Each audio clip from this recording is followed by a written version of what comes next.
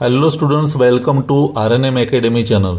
Students, diploma મેથેમેટિક્સમાં જીટીયુની પરીક્ષામાં પૂછાયેલા પ્રશ્નોનું સોલ્યુશન ચાલી રહ્યું છે. અત્યારના વિડીયોમાં આજે પણ 3 કે 4 પ્રશ્નો જે જીટીયુની પરીક્ષાના છે એનું હું સોલ્યુશન આજે બતાવવાનો છું.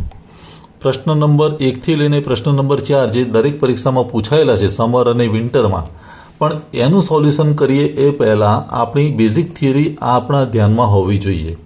જે અગાઉના વિડીયોમાં પણ મેં ચર્ચા કરી હતી કે π/2 પ્લસ માઇનસ થીટા હોય, 3π/2 પ્લસ માઇનસ થીટા હોય તો વિધેય બદલાઈ જશે. 5π/2 પ્લસ માઇનસ થીટા હોય, જ્યાં ડિવાઇડેડ બાય 2 આવે ત્યાં આપણે એનું ફંક્શન બદલી દેવું પડે. સાઇનનું કોસ થઈ જાય, કોસનું સાઇન થઈ જાય, ટેનનું કોટ થઈ જાય, કોટનું ટેન થઈ જાય, સેકનું કોસેક થાય અને કોસેકનું સેક થાય.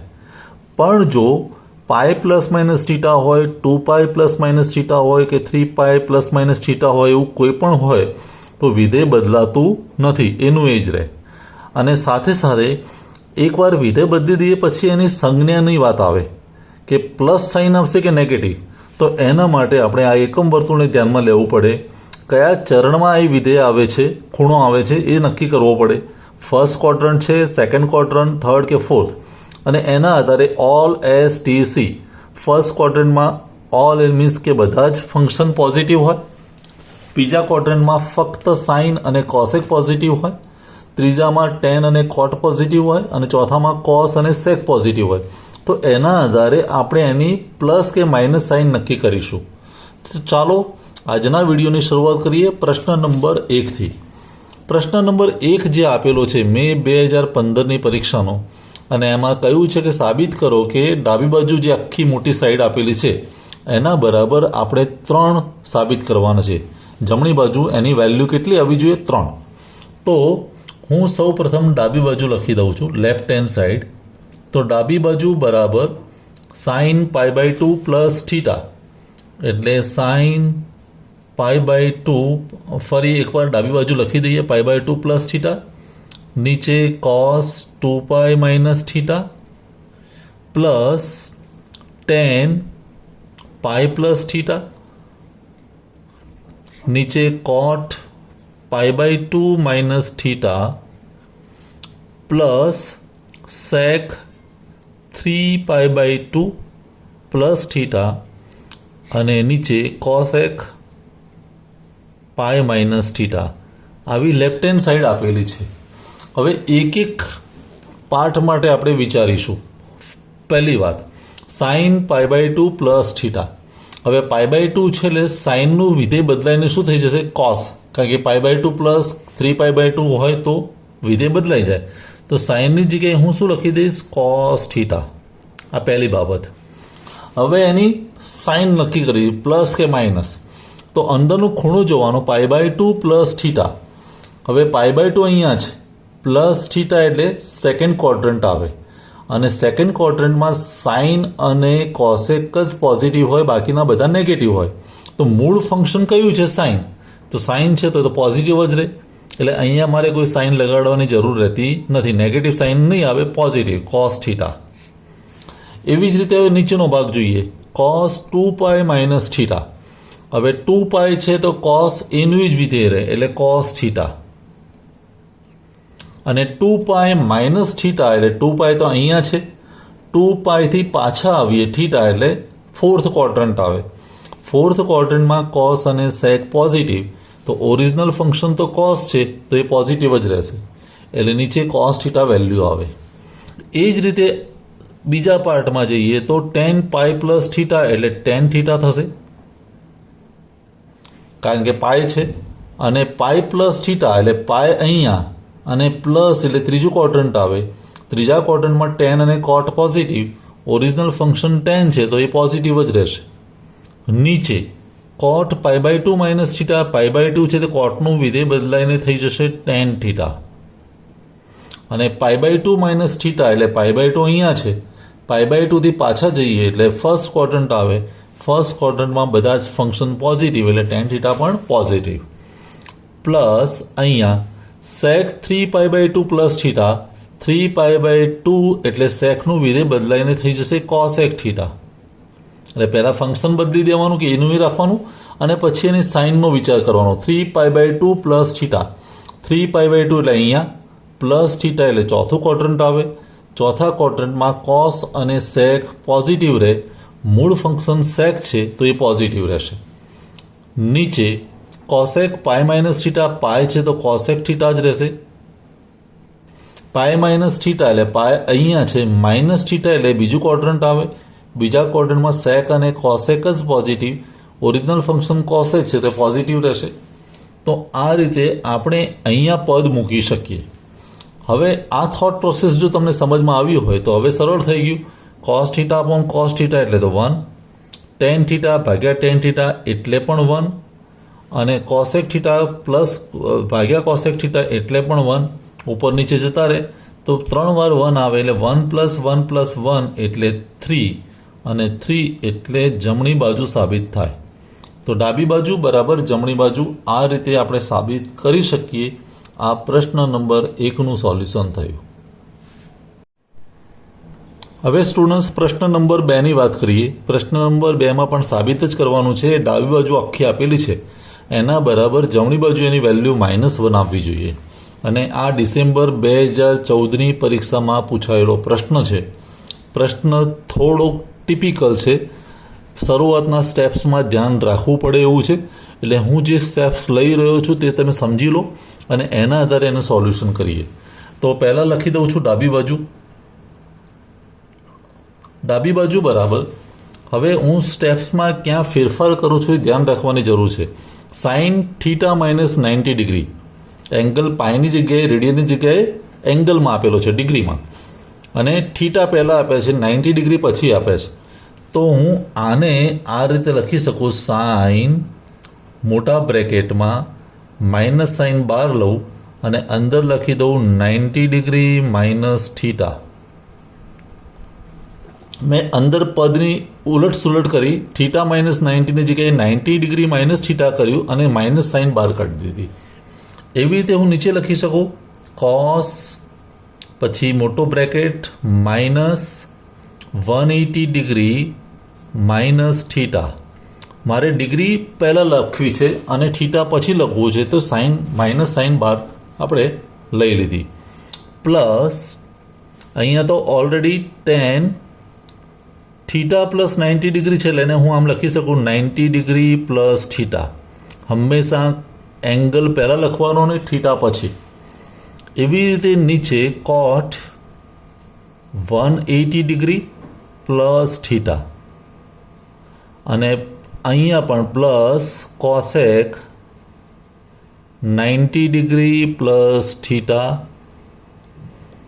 નીચે સેક 180 ડિગ્રી પ્લસ થીટા.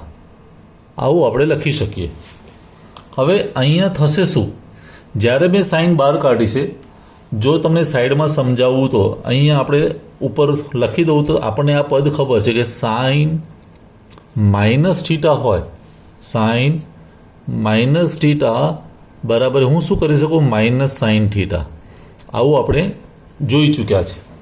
અંદર જો ખૂણો નેગેટિવ હોય તો એ માઇનસ સાઇન બહાર આવે, પણ કોસની બાબતમાં એવું ના થાય. કોસ માઇનસ થીટા હોય તો is equal two cos theta. એમાં માઇનસ સાઇન બહાર નીકળતી નથી.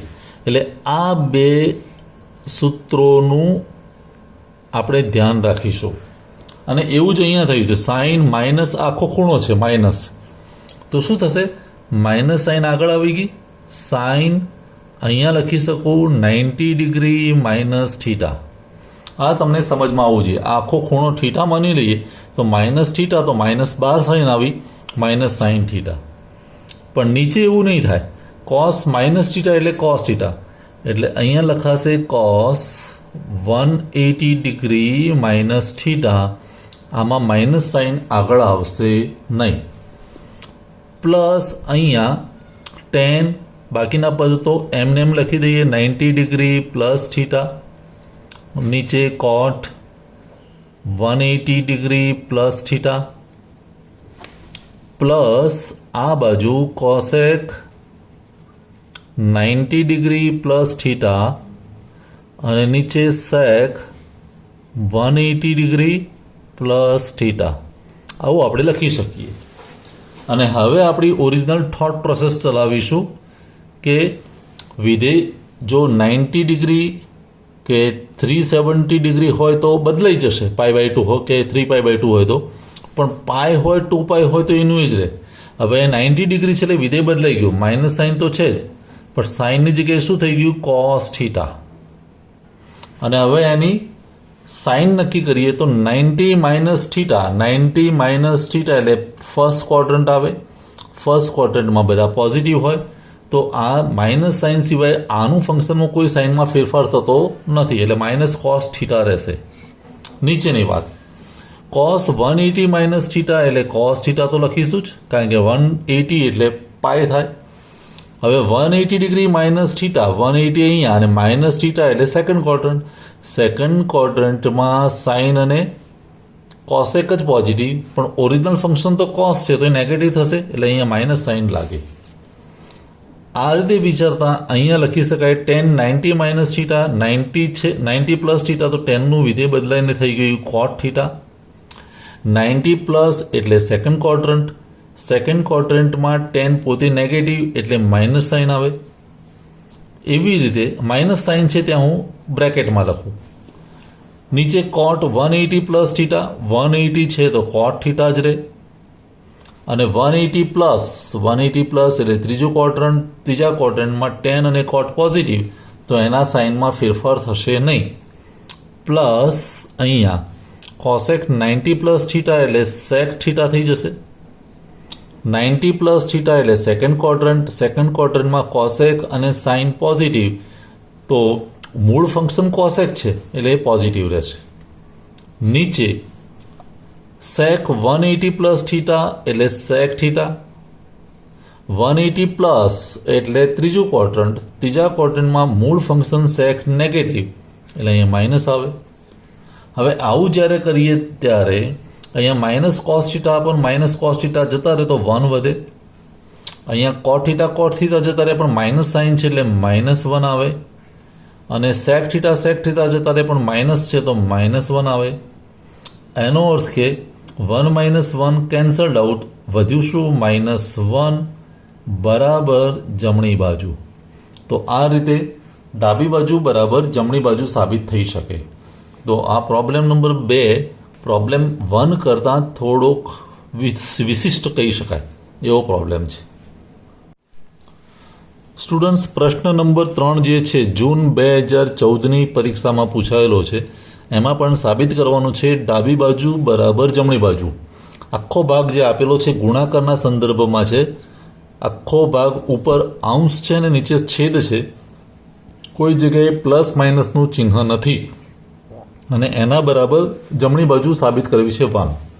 તો હું ડાબી બાજુથી શરૂઆત કરું. ડાબી બાજુ બરાબર, હું ફરી ડાબી બાજુ લખતો નથી, આને જ અહીંયા સીધું સાદું રૂપના સ્વરૂપમાં આપણે આગળ ચલાવીએ તો સાઇન માઇનસ થીટા એટલે હું શું લખી શકું, માઇનસ સાઇન થીટા. કારણ કે સાઇનમાં ખૂણો માઇનસ હોય તો માઇનસ સાઇન આગળ આવે, એટલે આ પહેલો ભાગ થયો માઇનસ સાઇન થીટા. પછી ઇનટુ tan π/2 પ્લસ થીટા, π/2 છે તો ટેનનું ફંક્શન બદલાઈને શું થઈ જશે, કોટ થીટા.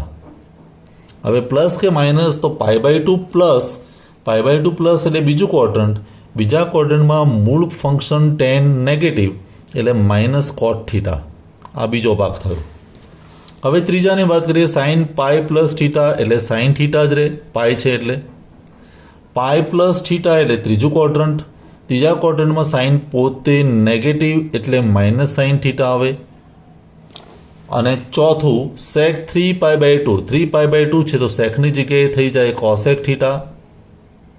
3π/2 પ્લસ થીટા, 3π/2 એટલે અહીંયા, અને પ્લસ એટલે ચોથું ક્વોડ્રન્ટ, ચોથા ક્વોડ્રન્ટમાં સેક પોતે પોઝિટિવ એટલે કોસેક થીટા પોઝિટિવ રહેશે. આ 4 ભાગ આપણે લખી દીધા. ડિવાઇડેડ બાય નીચે સાઇન 2π માઇનસ થીટા એટલે સાઇન થીટા, 2π માઇનસ એટલે ચોથું ક્વોડ્રન્ટ, ચોથા ક્વોડ્રન્ટમાં સાઇન નેગેટિવ એટલે માઇનસ સાઇન થીટા આવે. કોસ 3π/2 માઇનસ થીટા, 3π/2 છે એટલે કોસનું ફંક્શન બદલાઈને થઈ ગયું સાઇન થીટા. 3π/2 માઇનસ થીટા, 3π/2 થી પાછા જવાનું ત્રીજું ક્વોડ્રન્ટ, ત્રીજા ક્વોડ્રન્ટમાં કોસ નેગેટિવ એટલે અહીંયા માઇનસ સાઇન આવે. કોસેક પાઈ માઇનસ થીટા એટલે કોસેક થીટા જ. પાઈ માઇનસ થીટા એટલે પાઈ માઇનસ એટલે સેકન્ડ ક્વોડ્રન્ટમાં કોસેક પોઝિટિવ એટલે અહીંયા પોઝિટિવ જ રહેશે. અને કોટ 2 પાઈ માઇનસ થીટા એટલે કોટ થીટા. 2 પાઈ માઇનસ એટલે ફોર્થ ક્વોડ્રન્ટમાં કોટ નેગેટિવ એટલે માઇનસ કોટ થીટા આવું થશે. હવે તમે ધ્યાનથી જુઓ તો જો માઇનસ સાઇન થીટા અને માઇનસ સાઇન થીટા કેન્સલ્ડ, પછી અહીંયા પણ માઇનસ સાઇન થીટા અને માઇનસ સાઇન થીટા કેન્સલ, કારણ કે ભાગાકારનો સંબંધ છે. કોસેક થીટા અને કોસેક થીટા પણ ગયા. માઇનસ કોટ થીટા અને માઇનસ કોટ થીટા એ પણ જતા રહે. એટલે બધું જતું રહે તો ભાગાકારના સંબંધમાં 1 વધે એટલે જવાબ આવે 1 ઇઝ ઇક્વલ ટુ જમણી બાજુ. તમને પહેલું જે સ્ટેપ્સ છે એ સમજમાં આવવું જોઈએ. પહેલાં વિધેય નક્કી કરો અને પછી એની સાઇન નક્કી કરો. તો આ પ્રશ્ન નંબર 3નું solve. One more problem students, May 2018નો પ્રશ્ન છે, પ્રશ્ન નંબર 4.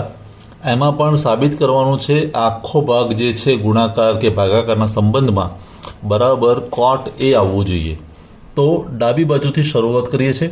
લેફ્ટ હેન્ડ સાઈડ ડાબી બાજુ બરાબર સાઇન 180 ડિગ્રી માઇનસ એ. હવે અહીંયા ખૂણામાં થીટાની જગ્યાએ એ આપ્યો છે પણ ખૂણો જ છે એટલે 180 ડિગ્રી. તો 180 એટલે સાઇનનું ફંક્શન તો સાઇન જ રહેશે. સાઇન એ 180 માઇનસ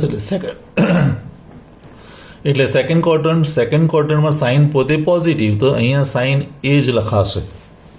હવે બીજો ભાગ ઇન્ટુ સાઇન 270 એટલે વિધેય બદલાઈ જાય કોસ એ. અને 270 માઇનસ એટલે ત્રીજા ક્વોડ્રન્ટમાં સાઇન નેગેટિવ એટલે માઇનસ કોસ એ આવે. કોટ 90 પ્લસ એ, કોટ 90 છે એટલે tan એ થઈ જાય, વિધેય બદલાઈ જાય. 90 પ્લસ એટલે સેકન્ડ ક્વોડ્રન્ટમાં કોટ પોતે નેગેટિવ એટલે માઇનસ tan એ આવે, આવું થશે. ડિવાઇડેડ બાય કોસ 270 પ્લસ એ, 270 છે એટલે કોસની જગ્યાએ સાઇન એ. 270 પ્લસ એટલે ચોથા ક્વોડ્રન્ટમાં કોસ પોતે પોઝિટિવ એટલે સાઇન એ પોઝિટિવ રહેશે.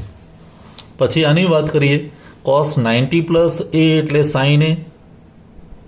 90 પ્લસ એ એટલે સેકન્ડ ક્વોડ્રન્ટ, પણ સેકન્ડ ક્વોડ્રન્ટમાં ઓરિજિનલ ફંક્શન કોસ નેગેટિવ એટલે માઇનસ સાઇન એ આવે. tan 360 minus A, 360 minus A એટલે tan એ જ રહે, પણ 360 માઇનસ એટલે પાછા આવવું પડે તો ત્યાં ચોથો ક્વોડ્રન્ટમાં tan પોતે નેગેટિવ એટલે માઇનસ tan એ આવું થશે. હવે ઇઝ ઇક્વલ ટુ અહીંયા જોઈએ તો sine A cancel, minus tan A cancel, અને minus cos A upon minus sine A એટલે માઇનસ તો જતા રહ્યા. Cos A upon sine A એટલે કોટ એ, અને કોટ એ એટલે જમણી બાજુ. તો આ રીતે ચોથો પ્રશ્ન પણ સોલ્વ થઈ શકે. તો સ્ટુડન્ટ્સ, આજના વિડીયોમાં આપણે 4 પ્રશ્નો જોયા જીટીયુની પરીક્ષાના. ચારેય પ્રશ્નો ફરી એકવાર સમજીને તમે જાતે સોલ્વ કરી જુઓ. કોઈ ડાઉટ હોય, ક્વેરી હોય તો કોમેન્ટ સેક્શનમાં બતાવો. આજનું સોલ્યુશન કેવું લાગ્યું તે પણ कमेंट सेक्शन में बतावी सको છો. ફરી મળીશું નેક્સ્ટ વિડીયોમાં. Thank you for watching. Thank you very much. अगर आपको ये वीडियो पसंद आया है और आप मेरी चैनल पर नए हैं तो प्लीज मेरे चैनल को लाइक कीजिए, शेयर कीजिए और सब्सक्राइब जरूर कीजिए. Thank you very much.